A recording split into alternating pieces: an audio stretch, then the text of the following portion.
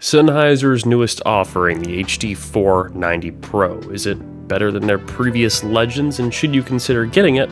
Well, let's talk about it. I'm DMS, you're watching the Headphone Show, and this is, as mentioned, the Sennheiser HD490 Pro. We're going to start off with build and comfort, then we'll talk about subjective sound and frequency response after that. Now, build-wise, this is a departure from what Sennheiser normally does. It doesn't use an existing chassis that I've seen. It feels really light in the hand, and it feels really nice. There's metal across the top that reminds me a little bit of the HD800S. The plastic is textured and soft. All around, it does feel really good. You can plug the cable in on either side of the bottom, then there is a little plug to cover up the opposite side. It uses a 4-pin mini XLR, so you realistically could use a balanced cable with this. You would just need one wired for this headphone. The pads are large and soft, actually very, very soft, some of the softest pads I've probably ever felt on a headphone. The headband is also great. It has ample padding on top, a nice divot in the middle to avoid the hot spot. The clamp pressure isn't too high, but it's also not too low. Across the board, comfort on this thing is nuts. I feel like a lot of professional headphones usually completely forget about comfort, which is silly because professionals probably wear their headphones longer than anyone. Now, this does come with a second set of pads. These, which are the mixing pads, the producer pads are on there right now. The mixing pads are thinner, they're more of a kind of a fabric you might make a t-shirt out of, almost like a cotton, instead of the pads that came pre-applied, which are much more like a memory foam and velour. These do both have sound differences, we'll talk about that in a little bit. They also have a different mounting system than I've previously seen on a Sennheiser headphone. They do come on and off pretty easy, and we can see our driver hidden right here. Nice left and right labeling. Our pads just snap right on. This comes with a couple lengths of cabling, both have this extra tiny little bit of bungee cord on them, or bungee wrapping, so they can get, I guess, a little bit of extra length if you need it. The other end is a 3.5mm termination with a 6.3mm adapter. This isn't the one that came on there, it's just the one I'm using at the moment. The one that came on there is a screw-on adapter. All things considered, Sennheiser did an A+ job of both the build and the comfort. There's plenty of adjustments for pretty much all head sizes, from small to extremely large. Let's talk about sound quality, shall we? Now, I have a few other headphones here I'd like to compare these with, but first let's talk about these pads. So, with the producer pads that are on here now, they have more bass. They have more bass, and they have a little bit more of a recess in the 2 kHz region. That's something that both of these pads have, is that same recess, but these pads have that recess just a little bit more and a little more bass on top of it. Something that'll really help you understand the sound of these headphones is if you've heard the 560S. The 560S is a great headphone. It's an affordable headphone, around $200, and it's known for being a good value around that price. It's a pretty linear headphone. It measures decently, it's comfortable, it's lightweight, and these headphones are very similar in a few ways. In fact, if you throw on the mixing pads, the 490 Pro is a lot like an HD 560S with a recession around 2 kHz. And I don't just mean in terms of the frequency response, I mean in terms of the sound. It literally sounds like a 560S with less 2 kHz when you're using the mixing pads. Some people like that, and it's definitely a lot more comfortable and better built than the 560S. That said, I prefer the producer pads. They have a bit more bass, it's a bit more full, and I think it makes it stand out more from the 560S than the other pads do.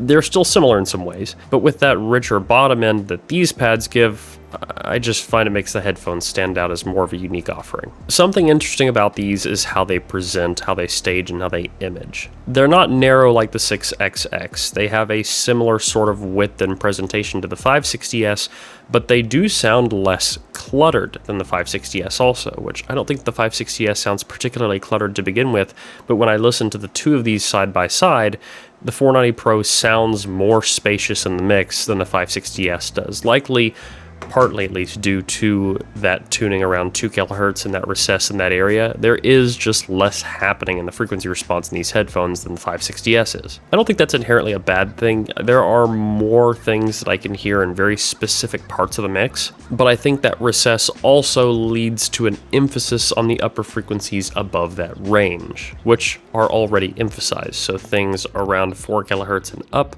are kinda spicy. It was like that on the 560S too. It's a headphone that was closer to diffuse field than it was to slope diffuse field, and the 490 Pro continues that trend. The imaging on it is very nice. It's very easy to tell when things are panning in various areas and how far out they are, where different instruments are separating into. Like if I hear 3 strings all the way over here, I can tell one string is here, one's here, and one's here. Versus another legendary headphone, the HD6XX, is a bit more vague in that regard in terms of imaging, but I do think the 6XX sounds better. But this is where it's going to come down to subjectivity and where it's going to get spicy. Now, I think you should watch the rest of the video. In fact, I think you should also like it and subscribe, but if you're in a hurry, if you want a TLDR, I think if you find the 6XX to be too veiled and you want something that is a little bit more premium feeling, then you'll like the 490 Pro. It's as simple as that, because it has certain qualities the 6XX also has.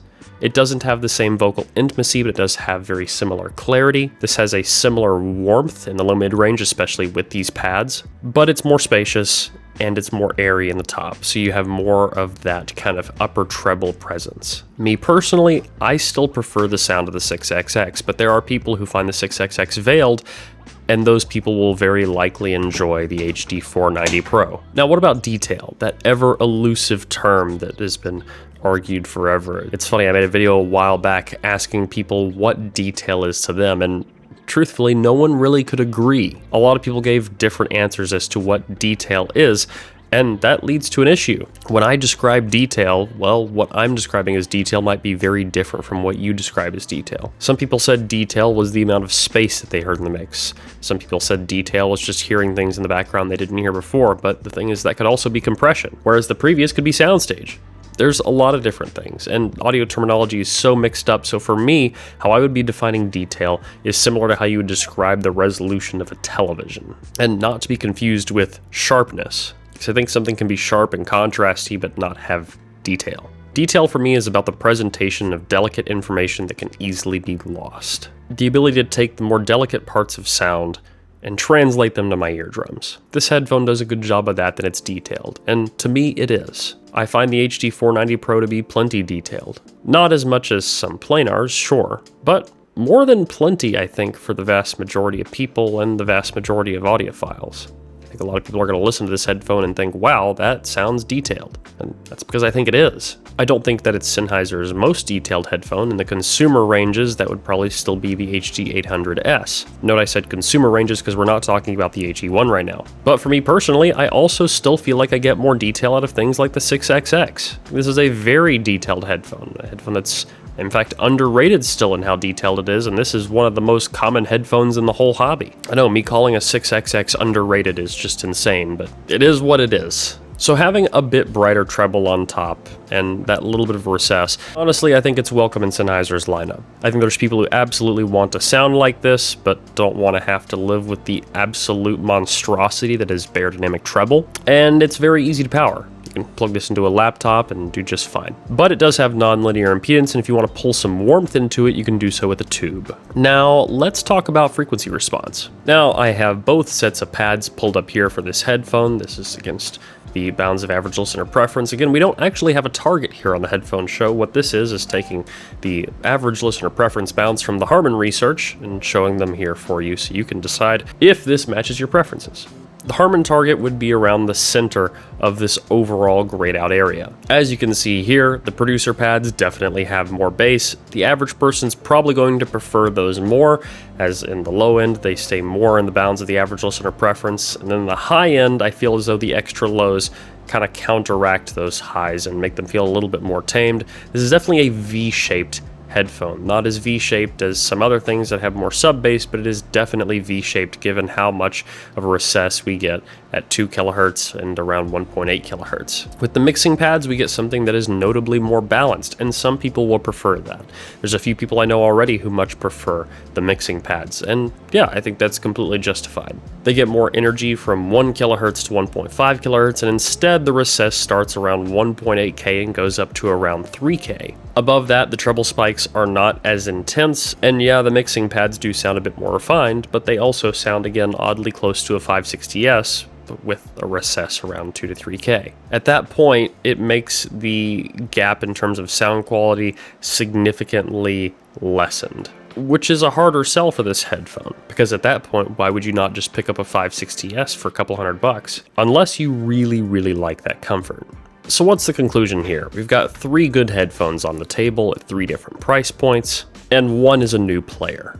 For me, the choice is still the 6XX. That ultimate value play for people who want a bit more treble, that's still going to be the 560S. But if you want a bit more of an airy sound, if you want to have something that is a bit more separated than the 560S, a bit more premium feeling, and have that sparkle up top, well, the HD490 Pro is a pretty good headphone.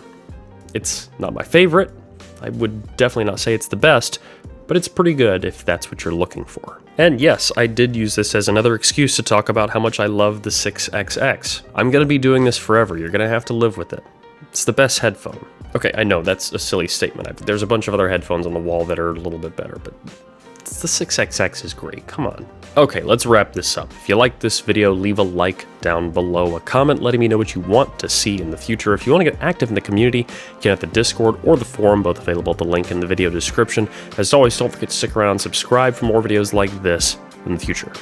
Until next one, guys. Peace.